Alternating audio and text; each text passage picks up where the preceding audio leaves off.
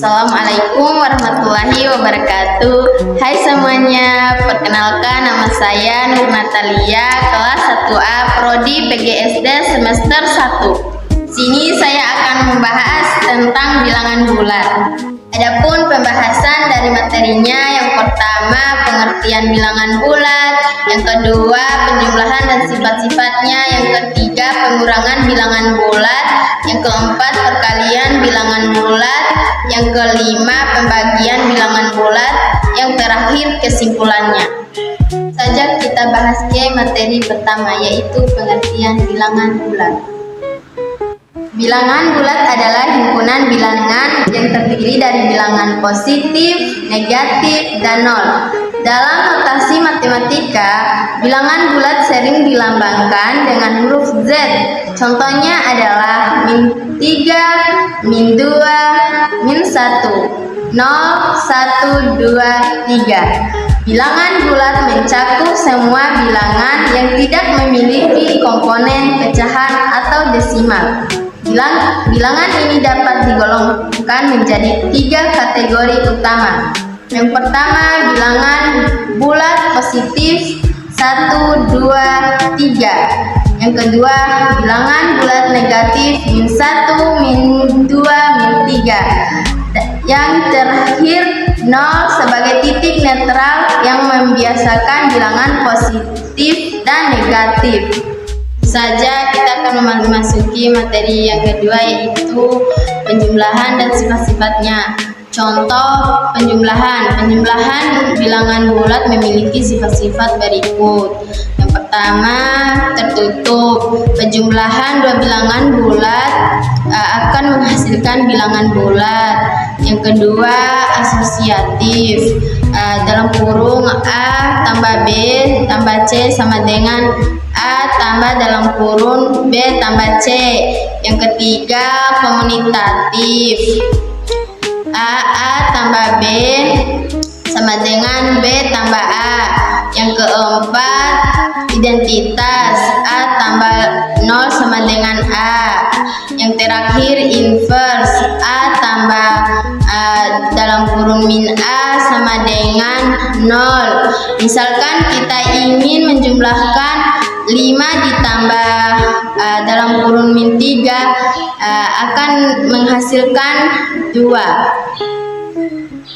Selanjutnya kita akan memasuki materi yang ketiga, yaitu pengurangan bilangan bulat. Contoh pengurangan. Pengurangan bilangan bulat bisa dianggap sebagai penjumlahan dengan bilangan lawan. Misalnya A kurang B sama dengan A tambah dalam kurung min B.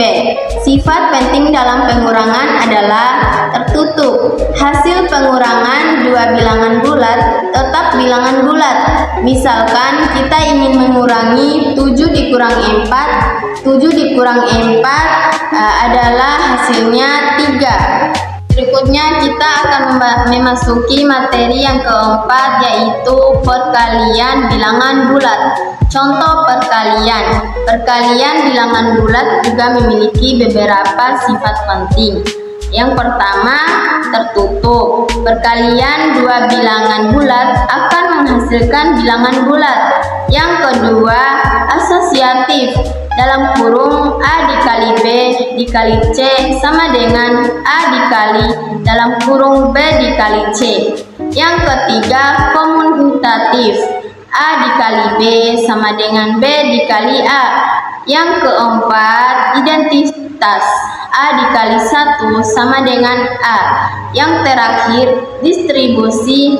A dikali dalam kurung B tambah C sama dengan dalam kurung A dikali B sama dengan dalam kurung A dikali C. Misalkan kita ingin menggalikan -2 dikali 3, -2 dikali 3 akan menghasilkan -6. Berikutnya kita akan memasuki materi yang kelima, yaitu pembagian bilangan bulat. Contoh pembagian. Pembagian bilangan bulat tidak selalu menghasilkan bilangan bulat. Namun, jika bilangan tersebut dapat dibagi habis, maka hasilnya adalah bilangan bulat. Sifat penting dalam pembagian bilangan bulat adalah tertutup. Jika dibagi habis, jika A dan B adalah bilangan bulat dan A dapat dibagi habis oleh B, maka A dan B adalah bilangan bulat.